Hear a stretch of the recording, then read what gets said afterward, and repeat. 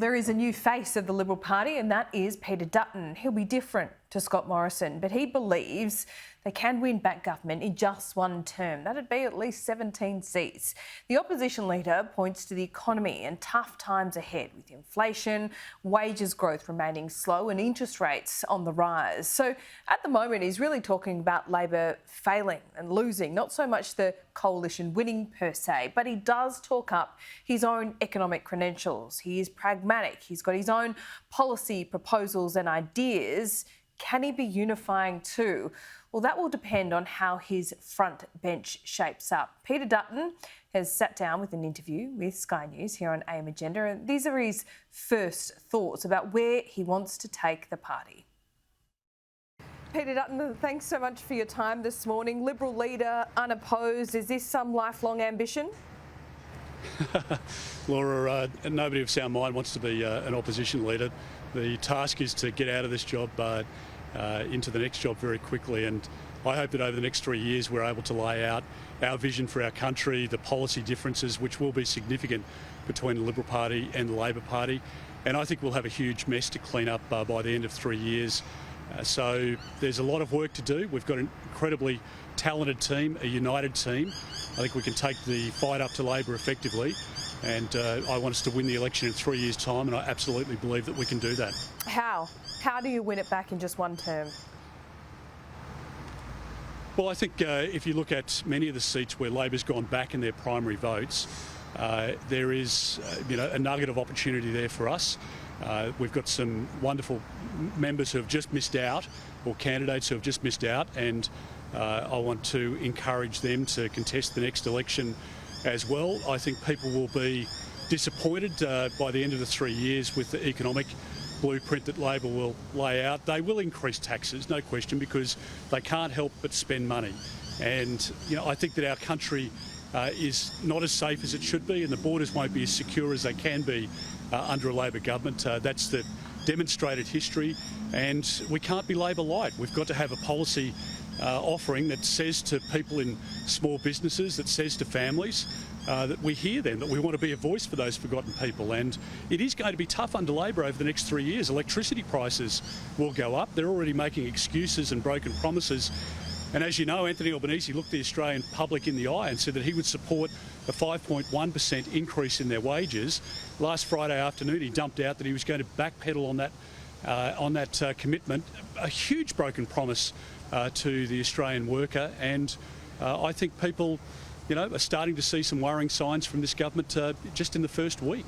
Okay, so if you're talking about winning the next election by taking off Labor some of those seats in the outer suburbs, and you say you're not abandoning the Teals, what does that say about your party and where you're moving it if you're trying to take seats from the left? Well, Laura, I've said repeatedly, I just don't see us as the moderate party or the Conservative Party. We are the Liberal Party, and I grew up in politics under two mentors, John Howard and Peter Costello. I was Assistant Treasurer to Peter Costello. I've been in economic and national security portfolios, and I have, I think, the ability to put together with a very strong team an offering which I think the Australian public will find compelling in 3 years' time. Inflation is going to be an issue. Interest rates are going to go up, and they'll go up further because Labor will plunge us into more debt. They just can't manage the economy. They never have. And we have the responsibility to put the policies together to support those forgotten people in the suburbs, in regional areas. And I believe that we can win seats from the Labor Party, and that we can win back Teal seats as well. And if we've got sound policies on offer at a time when Labor has let people down, we can pick up the seats that we require to form a government in 2025. This is all about the economy. What are your economic credentials, and who's going to be your treasurer? Well, Laura, as I say, I was Assistant Treasurer under Peter Costello. I've been on the Expenditure Review Committee at different points over my 20 years in Parliament, including in the Abbott government, in the Turnbull government, in the Morrison government. And I've contributed through the leadership group in decisions that we've made, including around JobKeeper, a program that saved 700,000 or 800,000 jobs in our country. I have a Bachelor of Business degree. I started a small business with nothing and built it up to 40 staff. I started in small business after school, every day after school from year 7 until I started university. I bought my first house at 19 and I grew up in a small business family. So I know that people are hurting in small business at the moment, and I know that they feel ignored and that they felt ignored for a long period of time. And I want to be the voice of those micro businesses and small businesses, and that's been a reality for many over the course of COVID, where they've suffered a significant blow to their own finances.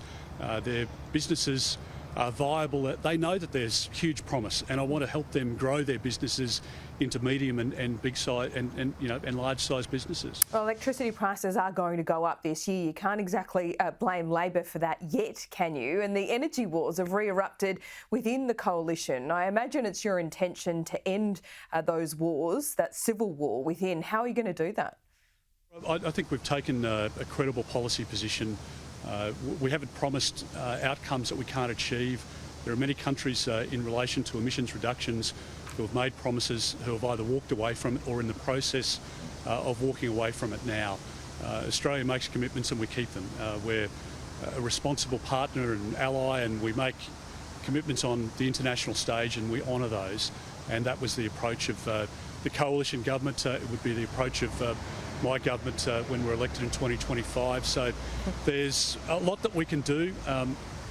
If you're talking about electricity prices, absolutely that is the responsibility of this government. They have the policy settings in place which will make electricity prices higher, and frankly they'll make the supply less reliable. And I really worry about businesses who are looking to invest in the Australian economy, and they look at whether or not it's a reliable place to invest, the policy settings, what that means in terms of those input costs.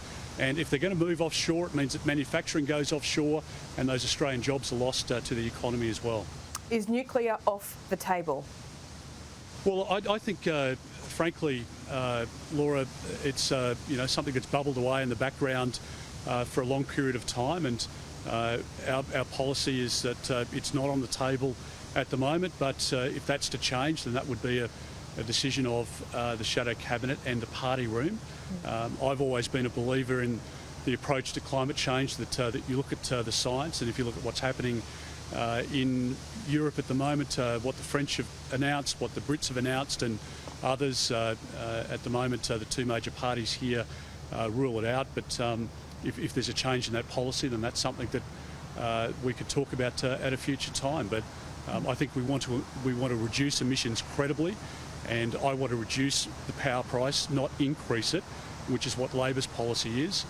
So we should consider our policy, which we'll do in due course, and we can make announcements then about what our next steps forward would be.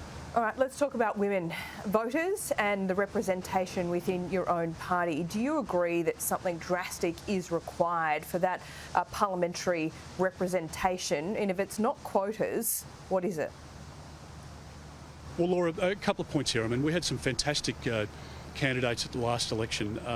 Women, people from multicultural backgrounds, people from a diverse range of life experiences who weren't successful. And that wasn't, through a lack of party process of pre-selecting those women into winnable seats. We just weren't able to convince the public to vote for those women. And that's, a problem not just in those seats, but other problems where, good men lost those seats either as members of Parliament or as candidates wanting to get into Parliament. So there's a lot of work that we need to do to put the Liberal Party, the coalition, in a stronger position to win those seats in the first instance. The second point I'd make is that if you're in the Labor Party and you're a male or female candidate, you're housed in the union movement. I know candidates who have run against me in successive elections.